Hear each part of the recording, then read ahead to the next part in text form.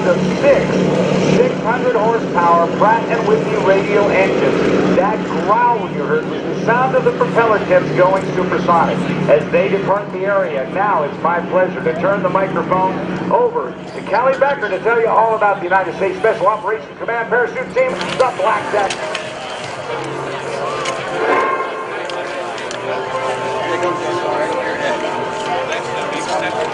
Now, ladies and gentlemen, let me introduce to you the GEICO Skytypers. Comprised of 6 1940 North American SNJ-2 aircraft used to train World War II military pilots. Ladies and gentlemen, from behind and overhead, I give you the GEICO Skytypers.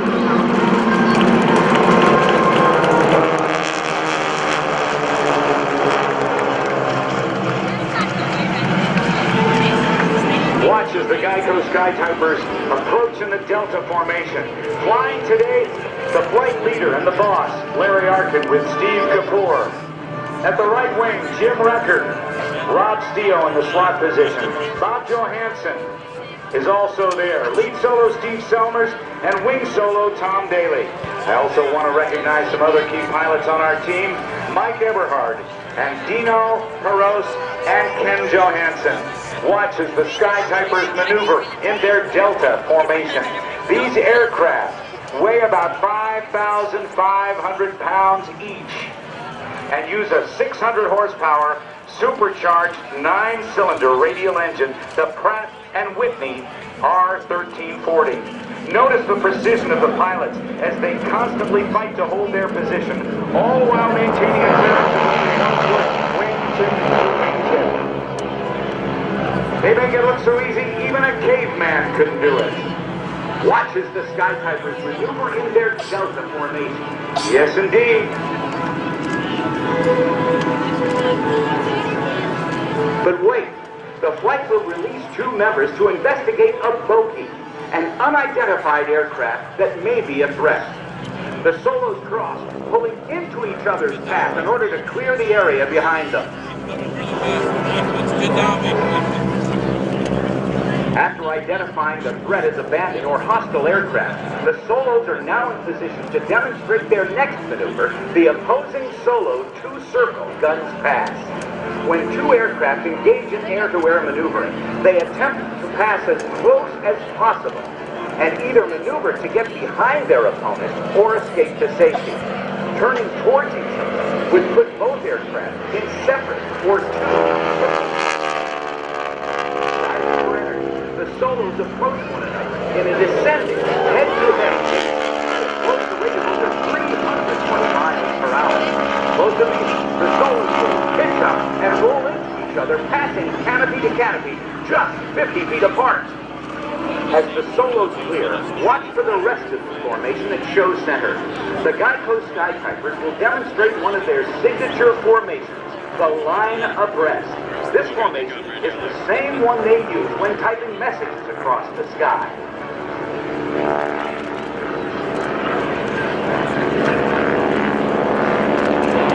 At the command from the leader, the flight will execute a 90-degree right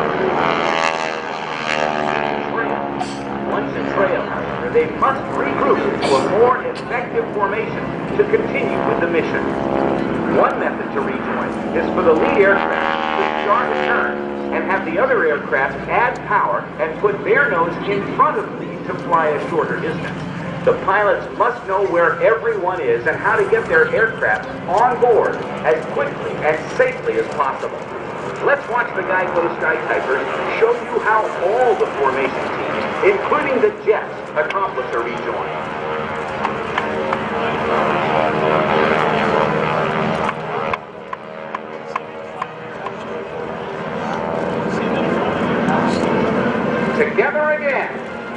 as they show off their beautiful diamond formation.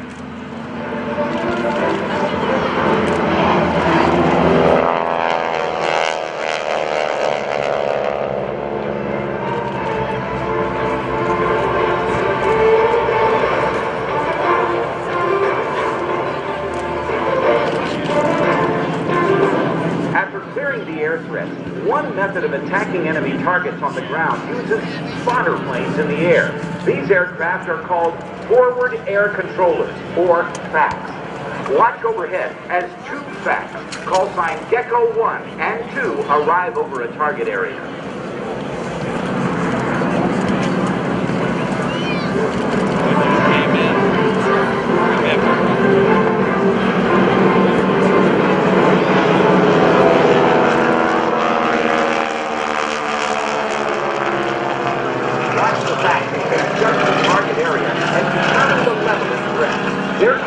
For any available aircraft. Caveman, Flight of 4, has reported in. They have enough ammunition and gas for one pass. Once Caveman Flight has received their instructions, the FACs can turn towards each other to smoke or mark the targets. This helps get a quicker tally-ho on the enemy.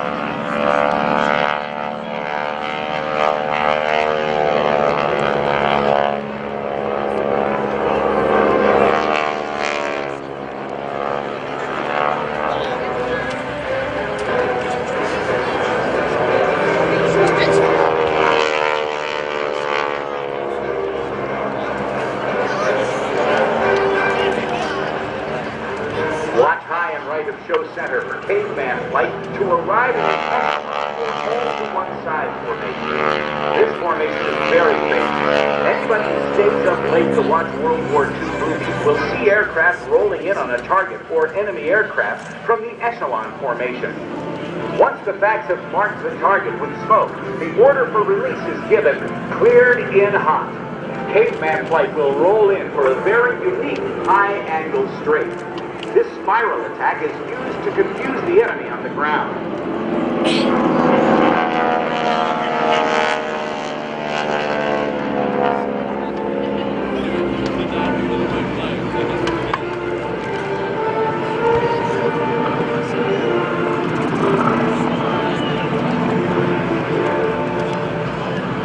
As Caveman Flight departs and rejoins into a defensive formation, watch high above the target area as two aircraft are dispatched to assess the damage. They forward the information to order another attack.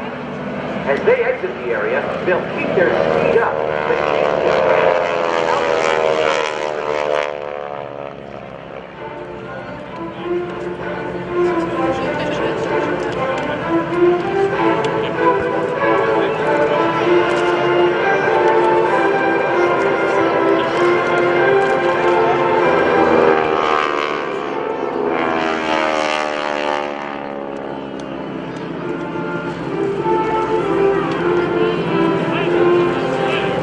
The GEICO Skytypers will show you another of their capabilities. Using just one or two aircraft, they can write simple messages, or draw pictures, or just entertain. As they prepare for their next surprise, I'd like to invite you to visit GEICO's website, geico.com. They've had a close relationship with the Skytypers over a number of years. The Skytypers help to educate people about GEICO products and services with their Skytype messages, air shows, and public appearances. GEICO, with a long list of diverse honors and awards, as well as testimonials from their millions of loyal customers, GEICO really embraces their philosophy of helping people. Here they are. Solos are drawing. Keep your eyes forward as the diamond formation, transformed into a stunning vertical diamond, attempts to fly through the center. In this vertical diamond, the references the wingmen use change completely as they now have to look almost straight up at the lead aircraft.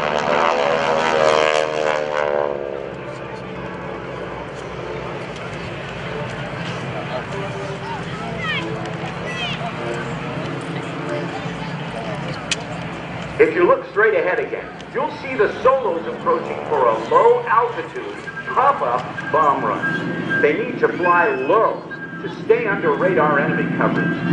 Today, however, there's a lone bogey attacking one of the solos. Watch as the solo pops up to deliver his ordnance while the bogey maneuvers to shoot it down.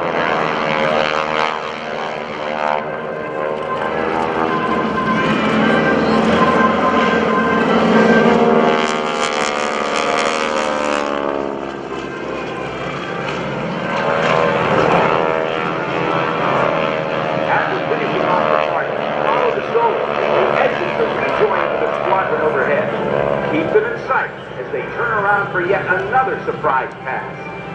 Today, these aircraft have taken on a new role of writing giant messages in the sky, which they call Skytypers. Each letter is as tall as the Empire State Building.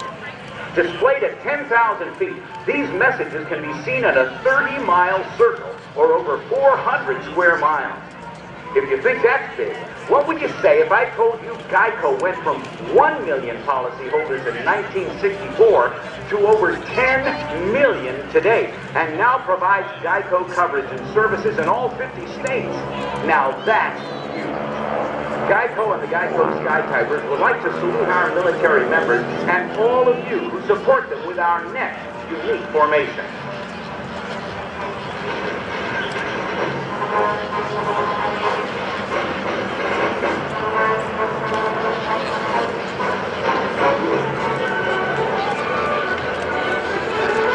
Ladies and gentlemen, the fan pass.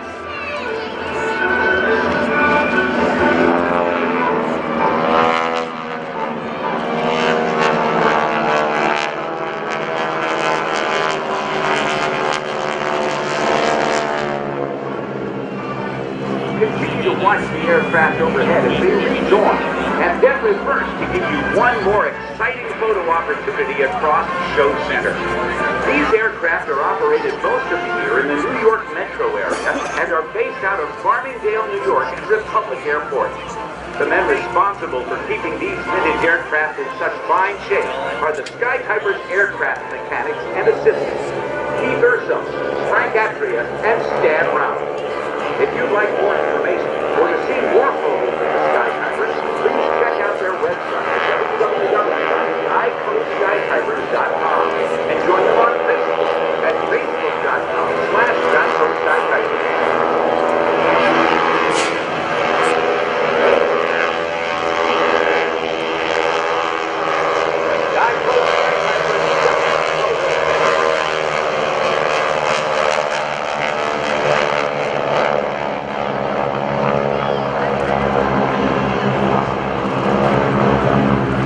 Delta as they roll out in reverse direction.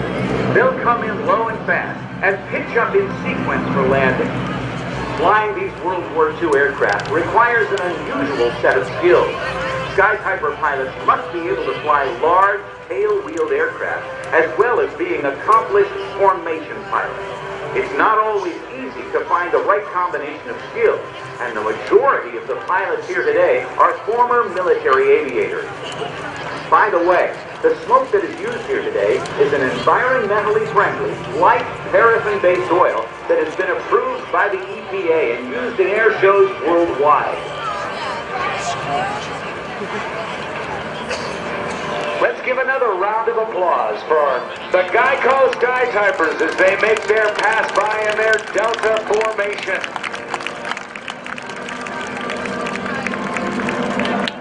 A big round of applause for number 1, Larry Arkin with Steve Kapoor. Number 2, Jim Recker. Number 3, Rob Spio. Number 5, Steve Stalbers. And number 6, Tom Daly, your GEICO Skytypers. GEICO and the GEICO Skytypers would like to thank you, our audience, for supporting the Rhode Island National Guard Open House and Air Show, and the great sponsors. Notice that the aircraft are forming into a single line on what we will call the downwind leg of a landing pattern.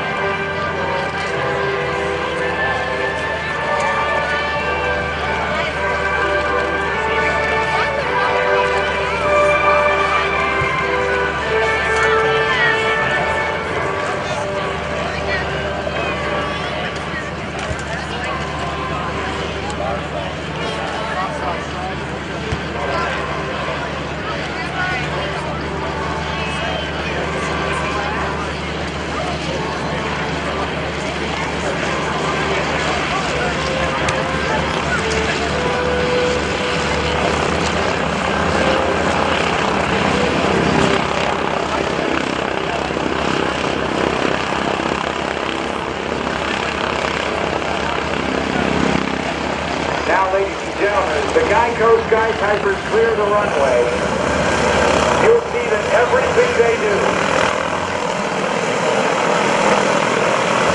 from taxiing to flight to landing, and even the shutdown and departure from the aircraft, issuing the aircraft is done at the team. Depending on whose history book you read, upwards of 22,000 sections of their variants were used. These were advanced trainers. The last type of training aircraft that a naval or army cadet received before